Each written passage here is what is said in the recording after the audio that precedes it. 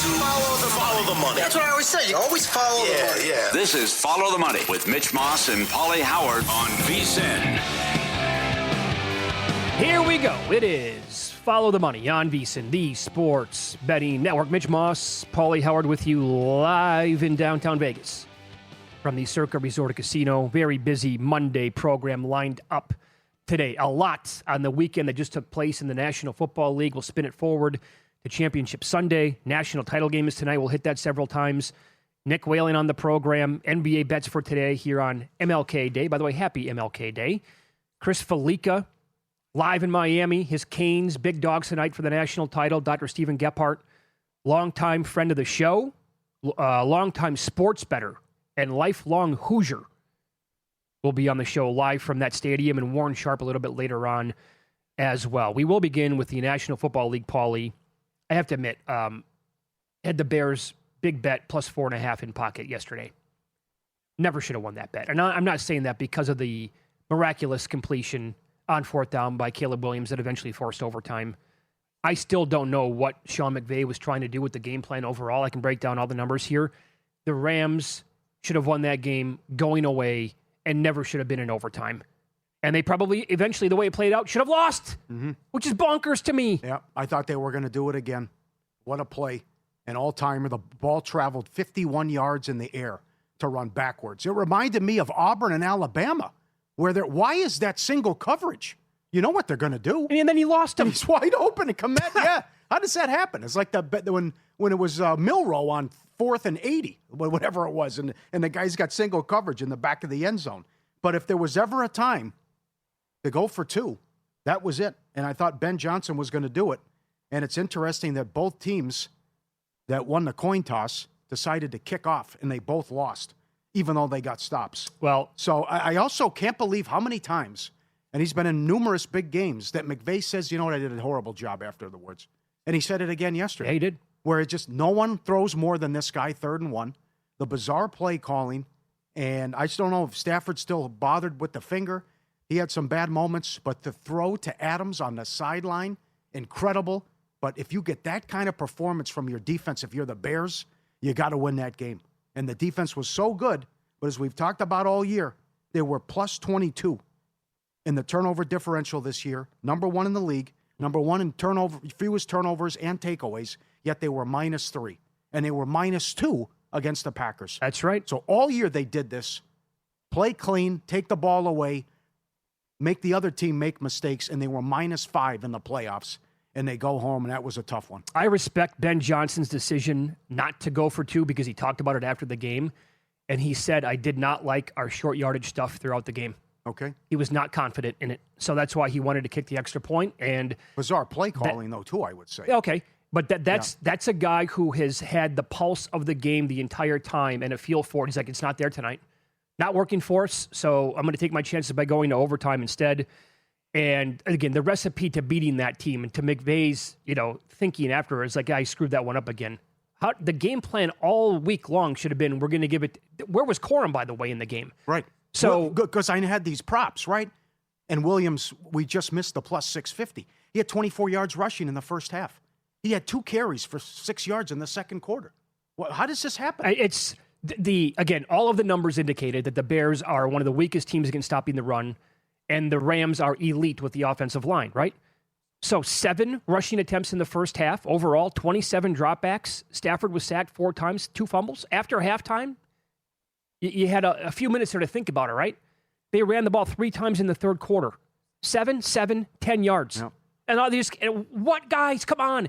And I don't know how it happened. I don't know which coordinator maybe got in his ear, but finally it worked and Williams got going and eventually scored the go-ahead touchdown at 17-10 in that fourth quarter. That guy might come back and bite him in the ass against Seattle now. Yeah. McVay. Mm-hmm. How many times have we talked about that so far in the playoffs after the first 2 rounds? Mm-hmm. Where it's right there in front of your face. You know what to do, and the coaches don't do it, and then after the game, like, yeah, boy, that's on me. Yeah. No kidding. John Payton. The second rushing attempt for a running back occurred 12 minutes in the second quarter. And you're going against, in the mainstream stats, a team that's 28th against the run and 31st DVOA. I don't get it. I don't. But, the Bears could also say we let one get away too with the miscommunication on the final interception. Maybe Williams was bothered by the finger, which he got hit in the head by Verse. Again, no call. True. That would have been 1st and goal. That was on the 4th down play. And I just don't know what happened with the passing attack, where the guys disappeared, and it was non-existent, which they had some success on the ground. But forever, Odunze was stuck on one catch. He had the big catch early and the big catch late, and that was it. So I did not expect that kind of game and that performance out of the Bears offense, and tough to take that the defense played so well, and yet the Rams get it done. I don't think it was necessary to have that play call or for Williams to throw the pass like that. You're at the 50-yard line. Again, you can run the ball in the Rams. Yeah. And he had 2 INTs already in the game. I didn't care for that play call there. Yeah, you could say there was no need for it. That's fair. Yeah. And then, but look by the way, the effort by DJ Moore. He gave up on the play. He did. That was sad. Yep. I don't understand the all-out blitz on 3rd and 6. You just gave it to Puka. Yeah. That was stealing. That was a mistake to send the house there. And another one, hey, McVay, you want to move closer on the field goal? I mean, you're having success on the ground. He goes pass on 2nd and 3rd down. How about that? But thicker kicker nailed it. So special teams has bit him in the ass, but they got it done yesterday. And we set up round 3 here against Seattle. And Seahawks, a bigger favorite in this game as of right now than they closed a month ago when they played on that Thursday night. They're about a 1.5 favorite in that game. Down 30-14, and then you got the insane comeback to actually eventually win in overtime. They went for 2 multiple times, got it all. Yeah. But that defense is just playing out of their minds here lately. You agree with Caleb Williams? The future's bright? Oh, 100%. Tough loss, but we're going to be okay? Yeah. Now, the schedule will not be any easier next year, first place schedule, and that turnover stuff's going to come back and regress on the team. So I would not expect, I'm not going to run out to bet their win total over or like NFC futures next season. Yep. Same thing happened to Houston. They had the 2nd fewest turnovers in the league. How'd that go? I mean, it was just Jacksonville had the 3rd most takeaways, and they were great in the turnover differential. They didn't get it done against the Bills.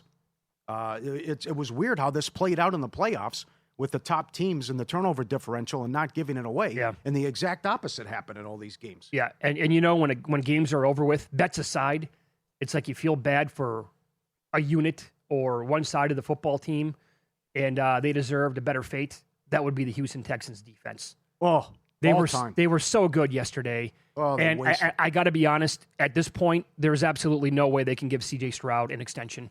Did New England only score 7 points off all those turnovers? Is that what the number believe that was, yeah. That's incredible. I know. And the Patriots didn't want to take it. No. May kept saying, here, we're going to keep you in the game. And how about the fumble luck from that team yesterday? I know. The fumble luck's incredible. Cousin Sal had a great line, the MVP of the season, the Patriots schedule. So now they take on a quarterback who's won 1 game in his career, and now Seattle's hurt too. Well, this is lucked out with the Patriots. But it's still 21-16 late in the game. I know. As bad as he played, and all those turnovers and 4 picks, they still had a chance to win the game. They're only down 5. Yeah, so he kept giving them the ball on every single opportunity, and the Texans defense was like, well, we have to play out of our minds today, so we're going to get them right back off the field. Here are the numbers. Pats, first team since 1987 to win a playoff game with 13 first downs or fewer, 3+ turnovers, and 250 yards or fewer. Yeah. The last 30 teams with those numbers lost by an average of 21.3 points. They averaged 4 yards per play, 3 for 14 on 3rd downs, and they allowed 5 sacks. Stroud, we asked the question, could he be any worse than in the Steelers game? The answer, yes, absolutely. Can you believe that? If we mentioned that on the pregame show yesterday, what if I tell you Stroud's going to be worse? You'd say impossible. Right. After how bad he played against Pittsburgh. And what exactly, I think this hurts the locker room. What did he actually have to do to get benched? Because after the game, Ryan said I wasn't concerned. Davis Mills beat the Bills. Mm-hmm. He beat Jacksonville and scored 19 fourth quarter, rallied them down from 19, rather. I mean, they could have won that game if they made a quarterback change. Sure, it's a no-brainer. You got to make that move. That was, they made a move instead. They were not even trying to win the game by keeping Stroud in. That was more of like, we invested a very high draft pick on the guy, so we're going to protect that idea. We don't want him to be hurt. We don't want to hurt his feelings. That's what it felt like to me. Guys, Mills can come in there clearly. Again, I love reading like body language. The guy was absolutely shot after like the second turnover yesterday. Refuses to take a sack. And it was like Drake May said in the pregame, it's okay to punt. It's okay. It's just don't make the mistake and don't be the reason you lose. And he was again. Horrible. I mean, it's to be the 3rd year in the league, and this is where we're at after how well he played his rookie season. And they also feel like they're kind of jinxed and cursed, as they're the only team that's never made a conference title game, and they're 0-7 now in this round. But I also have to give it up to New England's defense. Oh, no question. Phenomenal job. Oh, yeah, they look great. The Houston running backs, 18 for 31. The Charger running backs, 12 for 30. And the difference the big fella Williams makes in the middle and how well he played. But New England has 240 yards, 3 for 14 on third down. Win the game and cover. Incredible. Remarkable, really. Yeah, and how about this? We all lose again as fans. Every AFC title game since 2011 has either been New England or Kansas City. Well, I can't believe that. If football gods exist, certainly they've been hovering around the Boston area now for 25 years. Because they had the best run in the history of the sport, or basically any sport with Brady, and then a handful of years later, oh, by the way, here's the setup, and you're going to have to go through the Chargers offensive line. You're going to take on C.J. Stroud and get that performance, and now you have to play Jared Stidham. You know what's going to happen? They're going to beat Denver, and Darnold's going to get hurt, and Seattle's going to win. There you go. That's how it's going to play out. And New England's going to win, you mean? Yeah, right. That's how it is. No. Yeah. Right. New England wins. And Seattle wins, and Darnold gets hurt. There you go. It'll be Drew Lock. Yep, and the oblique will come back and bite him. Yeah, there you go. Unbelievable. That's the path. Getting ready for Big Game 60 with a big deal to match. Save $60 off the VSiN Pro annual subscription when you sign up using promo code FTM. Every best bet, every host, every guest, the real-time betting splits, the AI-powered prop tools, and the video. Get our guides as well, Super Bowl and the upcoming Madness. VSiN.com/subscribe, code FTM. Up next, the title game numbers for this coming Sunday. Yet another head coach was fired, and look at where that number is now in the national title game.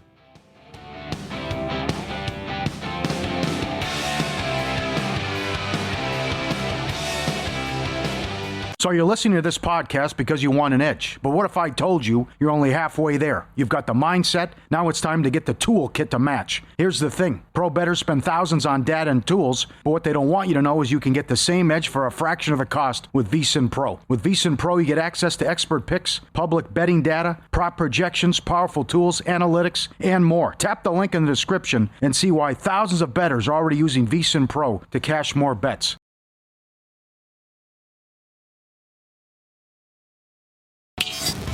This is Follow the Money on VSiN. So now we're down to 3 games left in the National Football League. Don't say that. I know. I don't count the Pro Bowl. Most people don't. But in the early game, Patriots-Broncos AFC title game, some books opened up 6 on this game. So the look-ahead number was Denver minus 1.5 with Bo Nix. Now he's out. That's a 7.5-point swing. Now that's crazy. From Bo Nix to Stidham, that's absolutely nuts. Right. I know Sean Payton's confident, and they're talking a lot of trash and referencing how he was coached in New England and what McDaniels thinks of him and on and on. But for a guy who's won 1 game in his career and hasn't thrown a pass in 3 years, this is a brutal assignment against a hell of a defense. So it would be fitting if somehow they could keep it close, but I'm also concerned. I don't know if it's the interviews and he's always got too much going on, but this Denver defense has been terrible with Vance Joseph. Yeah. I mean, guys were wide open all game for Buffalo. And then how they played against Jacksonville down the stretch. So I'm not so sure that they're going to get enough stops as well to help out Stidham, because you would figure it'd be the recipe is a low-scoring game. Well, I think that what we're going to get from every other player on Denver is the absolute A-game performance from them, the ultimate effort spot here, because they realize, well, we don't have Nix anymore. But we have 1 week to patch it together with Stidham. And I think just every other player is going to show up juiced to the gills in this game. And if the Patriots beat them and they cover, they're going to have to, because here's the deal. Remember, it's the same organization. That defense in 2015 was better. That was like all-time good. Yeah. Peyton Manning was a bad quarterback that year, and he was completely hobbled. And they're playing Tom Brady and the Patriots at home to go to the Super Bowl. And that defense for that game played out of their minds. And they wrecked Brady the whole time. Mm-hmm. The pressures, the quarterback hits, the overall sacks. And that was just, everybody was so inspired. Campbell was terrible yesterday. I know you're going against good guys, but, I mean, those nasty defenders with Houston. But on the flip side, you can't be +4 in the turnover battle and have to win in overtime. They should not have won the game. That's another story. Yeah, the Bills handed it to them, but it's just a lot of cause for concern, not to mention what's happening. So we've seen Hostetler do it. you've seen Foles, but not with this short turnaround. I mean, the guy that's hasn't a big difference. Yeah, the guy hasn't thrown a pass in 3 years, and he's 1-3 career with his record. So it's a good discussion about what the point spread should be, and when people jumped in and decided, say, enough's enough, I got to take the 6 or the 5.5, whatever. But it's been a house of horrors for them. They're 0-4 all time in the playoffs in Denver, and they've had issues in Denver, no doubt about it. But this, with the way May's playing, he's been a little erratic. But I think they'll be able to run the ball on him, too. So do I. I think that's going to be the key to the game. Gashed him on the ground. And you see Stevenson running angry and how good Henderson is, and certainly a lot of weapons. And maybe you get a big break that you get Dobbins back, too, if you're Denver. Yeah. That's trending in that direction. By the way, yesterday on the Sunday morning Pro Football Tailgate show, Paul Charchin was in studio. He nailed a ton of his bets that he gave out, but one of which was the Patriots' key is when Stevenson and Henderson, they get over 10 carries. And that was basically the rushing attempts prop yesterday on both guys. One was 9.5, the other was 10.5. And that's when they score like more points per game than when they don't get those many carries. Both guys went over. They scored the 28 points. I gift wrap by Houston. That's fine, whatever. But I think that's the way, and that's going to be the recipe to beating Denver's defense again this week. And May's awesome. He was not great yesterday, but May overall is really, really good. But I think the key here is running is easier against Denver than throwing the football. But again, that defense is a little bit like the Rams, how they've been trending here down the stretch. Yep. There is a 2.5 available at FanDuel in the first half and at Fanatics. This incredible run first half for the Patriots. And it's now 16-3 ATS for the season. And it's, 17-1-1 on a money line. Mm-hmm. Bananas. There was also something I brought up on the show yesterday. Like, if you liked the Patriots in the game yesterday against the Texans, you kind of had to take plus 130 to win the AFC. Because the news was already in that you were going to get Stidham and not Nix, and you were going to be a favorite on the look-ahead line. You were at least 4.5. So that was going to happen, and plus 130 was out there in that spot. And the other game, the Seahawks now toggling back and forth, was 3 earlier this morning. Now, number has moved down to 2.5, and that 3 doesn't look like it's available anymore. Well, I think Stafford's hurt. And also the bad news that Charbonnet is out for who knows when he's coming back. Yeah, right. With the torn ACL. Horrible news there for Seattle. We're still waiting on Darnold to implode. Hopefully it doesn't happen Sunday, but this defense is filthy. 10 of the last 13 games have held the opponents to 20 points or fewer. Second fewest points allowed. League low, 3.7 yards per carry. Sam's just got to be clean. I took Kenneth Walker 15-1 to win Super Bowl MVP. Okay, not bad. I don't mind the Shaheed stuff either, after he was so good. No. And they won a game, and JSN didn't have to do anything, and it was big, and Kupp was big. 16-1 most receiving in that game. So I think it's going to be Patriots, Seattle. And then we'll see how many injuries Seattle has in the win. Based on this New England nonsense. Okay, would you have any interest in teasing the Rams up to 8.5, and you can combine it with the game that we have tonight? The Hoosiers here at Circa, actually, it's out of teaser range, down to 7 now, minus 120. Okay, so the cheapest money line is here, $275. So for all you people with your future tickets, and there's some big ones out there. Oh, yeah. Miami was 250-1, and they were 125-1 selection Sunday. And there was some, 100-1, 40-1. I think Humans has 12-1 on Indiana. So Indiana minus 275 at Circa. And the biggest takeback I'm seeing is down the street at the South Point, plus 280 on Miami. Wow, okay. So for your hedging tickets there, try to lock something in. We both have write-ups for the game at vsin.com. A bunch of hosts here did. It's available on the website right now. And I took Miami plus the 8.5, which is no longer available.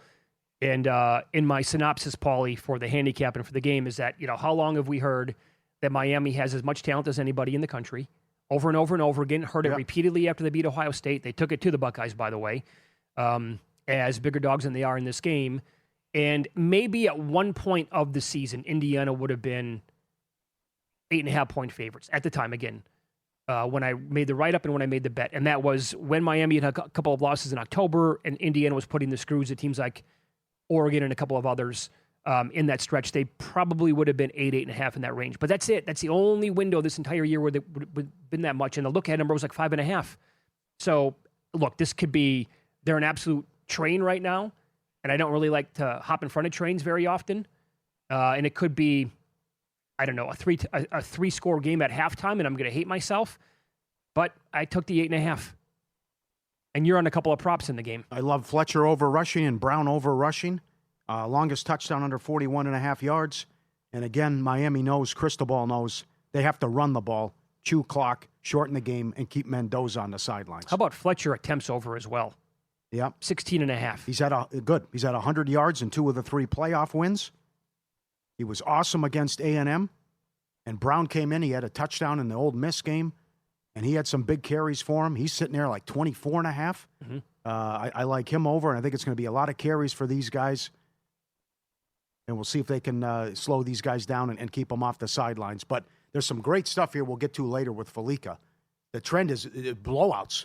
The favorite not only wins, they blow them out. And we've seen that several times going back, but history is not on Miami's side here. The one thing is, if you go back and look, when the dog has cover, this is BCS playoff, go back a long ways. When the dog gets the money, they win outright. So if you want to look at alts, because we're fingers crossed we get a competitive game, Miami minus 3.5 is plus 410. And Indiana minus 22.5 is 5-1. So if you want to play the blowout or Miami, Indiana blows them out or Miami wins outright, there's some big prices on there. How about this? So the total is now ticked down to 46.5. Was as high as 48.5. This is from Steve Makinen, vsin.com. He has incredible trends on the national title game. We'll run all of them down a little bit later on. Bettors are on a 0-12-1 slide in the national title game when moving totals in recent history. 0-12-1. They've been wrong every single time with the exception of one push when the total moves. Last 13 times. Mm-hmm. That's incredible. Also, I got to ask Felica, in his opinion, what does the common opponent mean? Because Indiana, they were fortunate to beat Ohio State. They were very good in the game defensively. But also, I thought Ryan Day was dumb in that game with the play calling, and they left points on the board after those 2 long drives. They won 13-10. Miami, I thought, took it to Ohio State, and they won 24-14, and I actually think that score was a little misleading. Yep. Could have been worse. The 3 favorites of greater than 7 points in the college football playoff championship game all covered and won by 11, 58, and 28. The last 6 title games have been won by the favorite, which has covered by an average of 18 points per game. 15 of the last 18 BCS college football playoff title games were won outright by the favorite. Thanks to the Berries coming up later from the stadium. Up next, more thoughts on Championship Sunday and player props on today's NBA card. Nick Whalen on the program. This is Follow the Money on VSiN, the Sports Betting Network.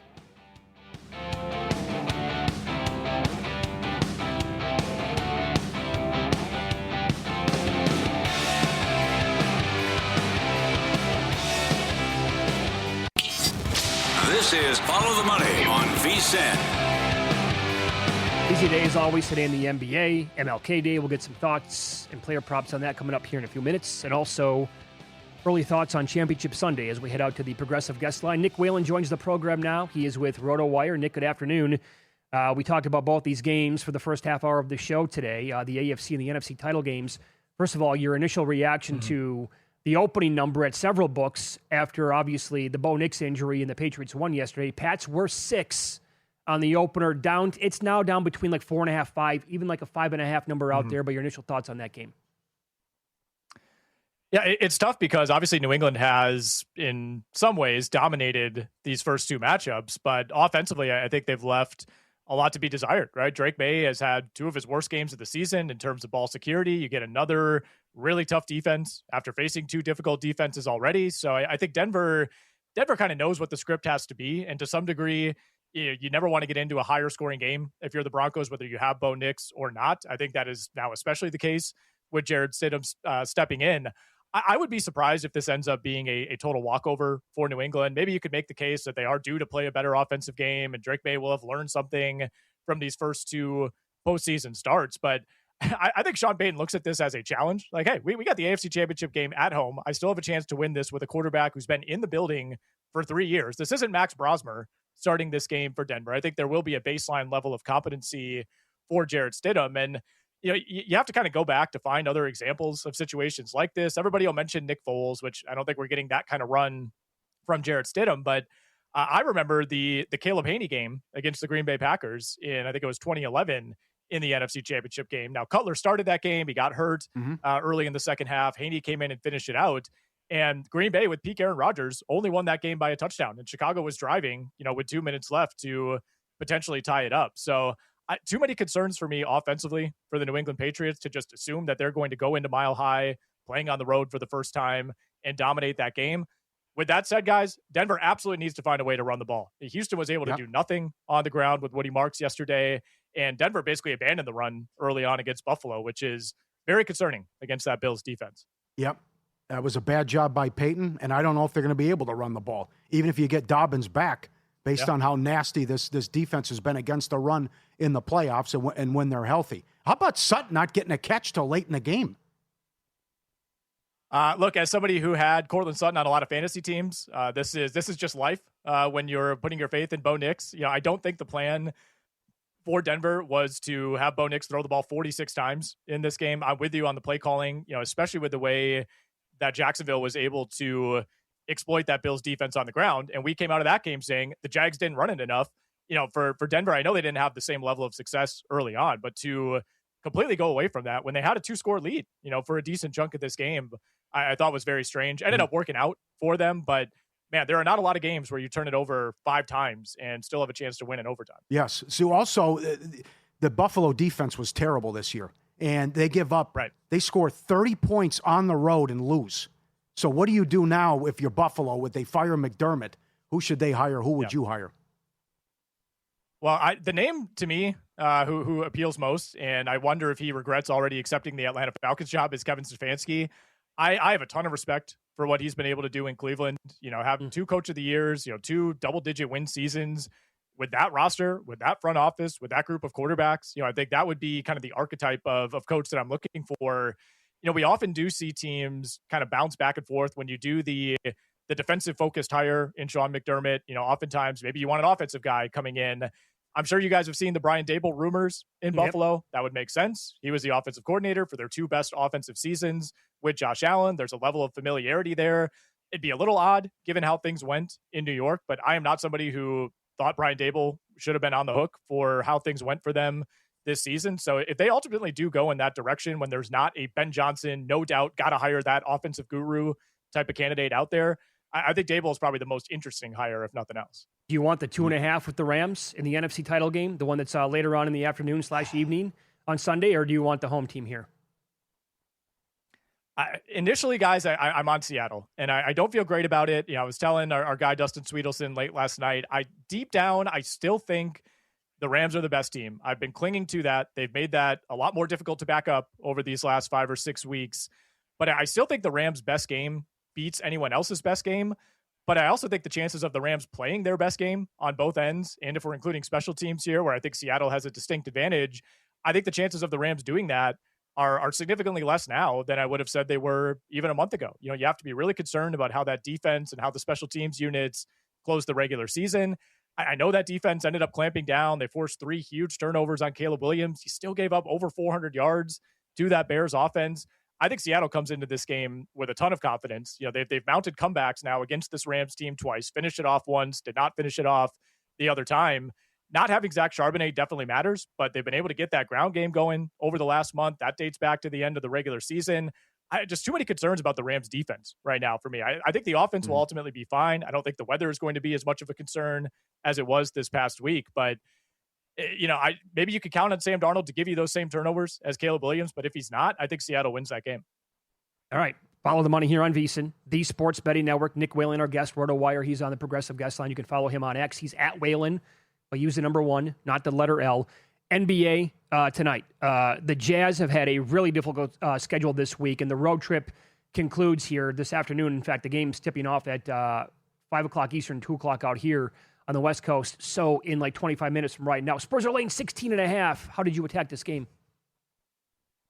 Not laying the 16.5 with San Antonio. A couple props that I like on the Spurs side, though. Keldon Johnson, digging a little bit deeper here into the bench, over 1.5 threes is something I have for tonight. Jazz are allowing by far the most 3-point attempts per game in the NBA. They play at one of the fastest paces in the NBA. Johnson's gone over this number in 5 of his last 7, went 5 of 7 from beyond the arc in their previous meeting, and he's taken about 5 threes per game over his last 7.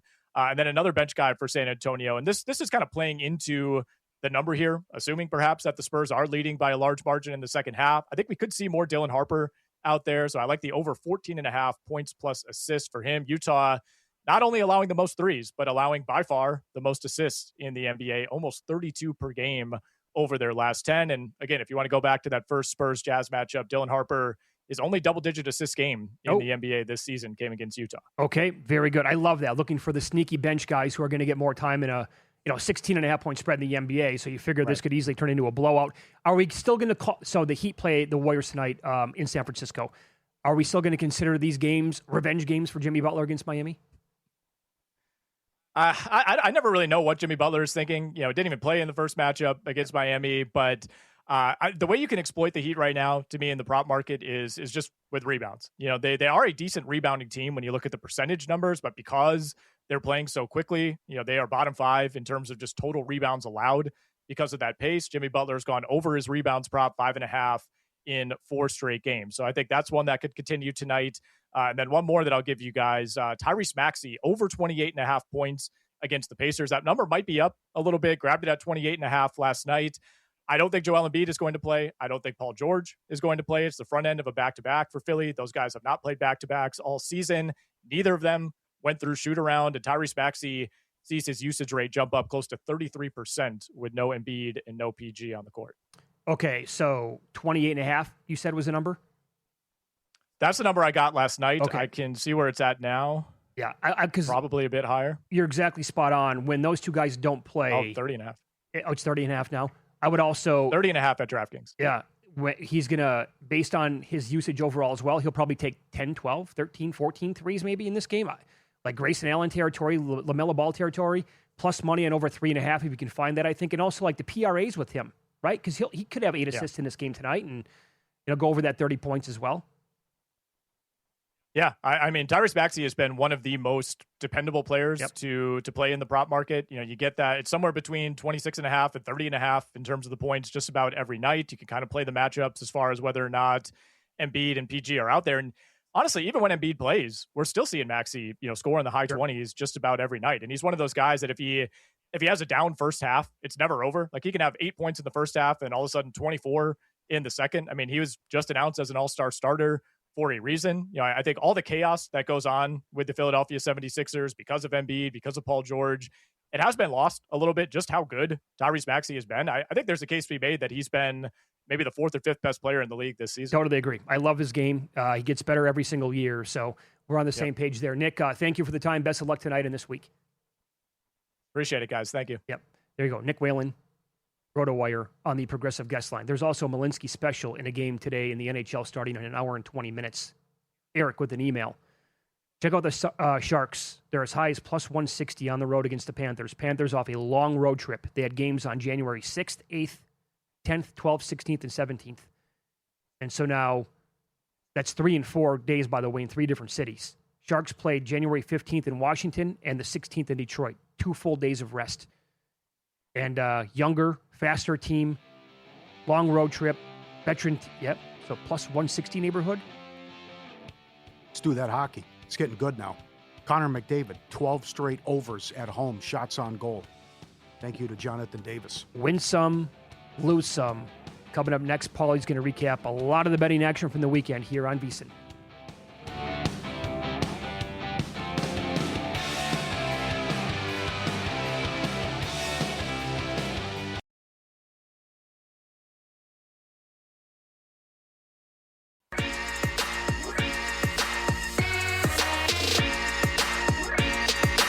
Win Some, Lose Some is sponsored by the Sharp Plays.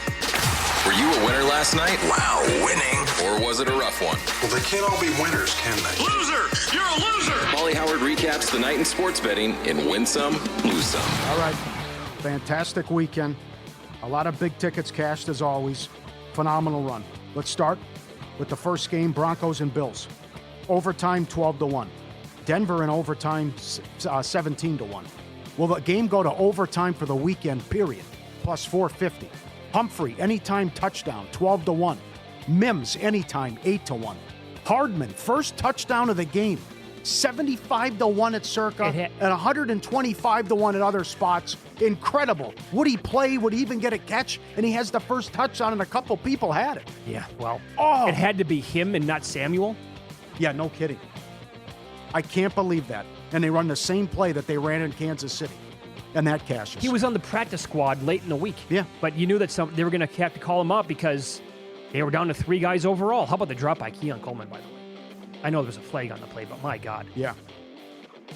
Offensive lineman to score a touchdown, 20-1. DraftKings had that. Coleman anytime, plus 850.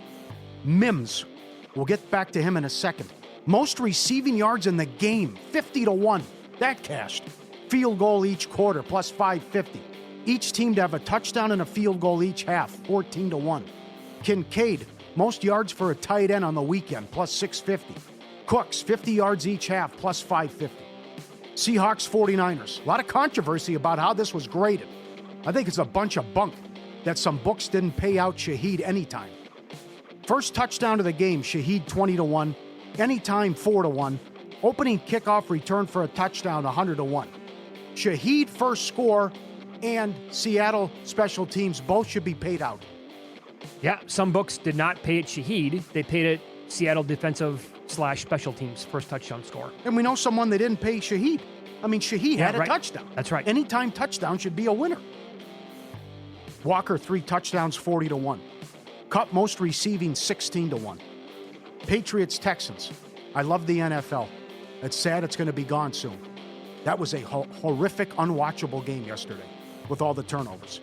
Pop! First touchdown, Douglas, 27-1. Anytime plus 450. Booty, anytime 6-1. Defensive touchdown, 3-1. Drake May, 12-0 straight up when laying 3 points or more. Rams, Bears, overtime, 12-1. First touchdown, Williams, 6-1. Most yards in the... Did you see this? It was a 3-way tie. I did. Loveland, Parkinson, who was like 80-1. Yeah. And Puka. And Superfly Puka. Yes. They all tied. Yeah, Parkinson was 80-1. But that's a good dead heat to take down. It is. Scoreless quarter somehow cashes. Plus 350. Komet anytime. Plus 550. Most passing yards. Allen 8-1. Most rushing yards. Cook 4-1. I retweeted him. Got to give him a shout out. Kudos that it was offered. Dead Money Degens had Mims most receiving yards 250-1. And he's got the ticket there. And unbelievable. 400-1 with Kirk last week, 250 on Mims. So you got a 50-1 and a 250-1 if you messed around with Mims. Great job out of him. Anything can happen when all of a sudden injuries start to happen, cluster injuries at the same position. They were peppering Bryant to begin the game. 3 catches on the first possession. No, and then Franklin got hurt. All right. Bryant got hurt. Sutton not in the mix till the fourth quarter. Most points, Seahawks 3-1. Fewest points, Niners 3-1. Lowest scoring game, Rams, Bears plus 450. He goes out with a bang. Fairbairn, 28-4 overrun. 1.5 made field goals. Man, just got a tip of the cap to that guy. And Stroud let us down last week.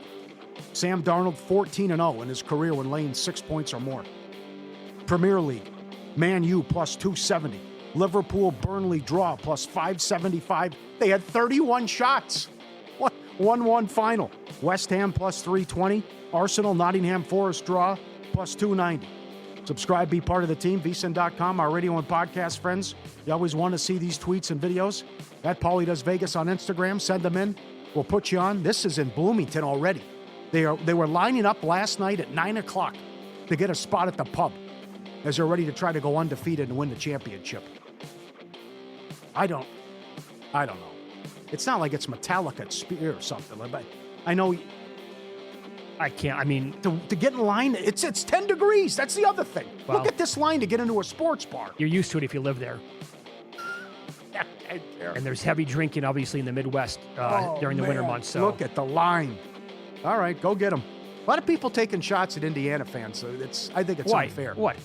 The guy's doing screen grabs of here's the crowd, Signetti's first game against Florida International, and it's a bandwagon. I think that's outrageous. They were the worst Division I power team ever. Now they're coming back. Knock it off. Yeah, they're coming back. Well, it's Big Ten fans, I know. They're coming back saying we were tailgating. It was, whatever. But they don't have to come up. There's no excuse. No. Things are getting chippy. They're totally fine. Yep. Dog doesn't leave the kids until they're on the bus.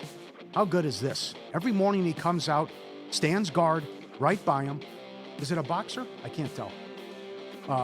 But anyways, they get on the bus, make sure they're safe, shut the door, and I come home on about my day.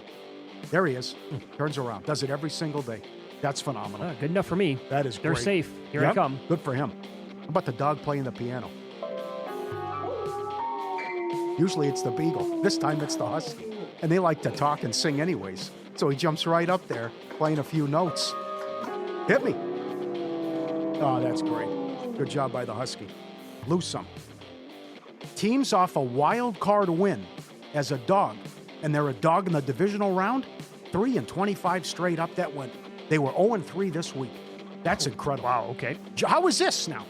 Josh Allen is 0-7 career in overtime. Well, the game that he played in the all-time classic against the Chiefs, they changed the overtime rules because of that game. Yeah. Never got the ball. And the Bills are 3-13 going back in overtime.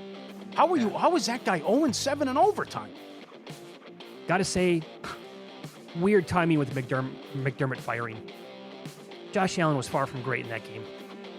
I think it's more so we didn't get it done, and he's getting up there in age. I know. And the defense sucked again. I know. Tough. Houston, 0-7 all time in the divisional round, while the Patriots have won 9 in a row in the divisional round. And every AFC title game since 2011 has featured Kansas City or New England. One, lose some. You know, you were drawn dead if you liked the Texans. This was Friday on NFL Live on ESPN. They all picked the same thing. Look at the reaction. They knew. They all picked Houston to win the game. Hannah Storm, Orlovsky covering his face, Mina Kimes running for cover. How does that happen? It's the ultimate kiss of death. An underdog. Especially a road dog. A road dog. Oh, they all picked them. You know what? That happened. Some bad beats. Condolences to Mitch. He had it. Humphrey first touchdown was 45-1. How do you drop that? I don't know. Perfect throw. Come on. Right on the money. And Loveland over receiving yards. Had the concussion, went out of the game. That's right. Vicious beat if he had Loveland over. Before the line moves, sharp plays already there. January isn't about volume, it's about precision. NFL playoffs are when limits rise, mistakes shrink, and timing matters more than ever. Powered by advanced AI and connected to proven insider sources. Locked in on the NFL playoffs, the Sharp Plays helps identify where the sharp money hits before the number disappears. Free reports, alerts, market moving insights, straight to your inbox or X feed. They've been at it since 2011. Great results, logs, and receipts. Donated over $22,000 to charity with the Robinhood Plays. SharpPlays.com. Get the info, trusted by pros. SharpPlays.com. Wow, some movement here on the next head coach of the Buffalo Bills. What would you do? Well, let me report this first. Okay, yeah. Because earlier today when they sent this out, Mike McDaniel was 3-1, the short shot. Yeah, come on. Clint Kubiak was 8-1. Well, I don't know how much money. This is at an offshore book. They probably don't take a ton on this kind of stuff. Clint Kubiak's now plus 125. Ooh. Now, it's supposed to be an offensive coach, according to sources. They're going to go offense. Right. Which my comeback is the defense let you down. Well, they just And had a that's defensive McDermott. guy, though. Yeah. So would you go back-to-back the defense? My first call is a Signetti and offer him as much as I can. And then I like the Flores-Dable connection. And Flores would coach the team, and Dable would be the OC. That's what I'd like to do. If Signetti say no. I would not go Mike McDaniel if I were them. No. Absolutely not. Davis Webb has been a popular guy out there, former teammate with Josh Allen, OC now in the league. Joe Brady, this guy probably deserves a chance at some point, but is it with Buffalo, a team that's in their championship window right now? That was also another reason they're moving into that new stadium next year. Maybe they just want to Okay. Yeah. wipe it clean. Did you think he knew it was coming because of how animated he was with the call? Maybe. Calling reporters from the plane? Could have been. Coming back, meeting with the media again? Yeah. But also it's a tough call, but you had 5 turnovers, Sean. That was an all-time disgrace by what the league did and the broadcast on Saturday night. All-time bad. That to play do it deserves that quickly. That play deserves 3-4 minutes. People are pissed off, by the way, on emails and tweets today. They're asking, what about the Bears game yesterday? Kind of the same play. So we'll head to Miami, talk Hurricanes and Hoosiers, all the marbles coming up next. Chris the Bear Felica on the program. Does he like his beloved Canes in the game tonight?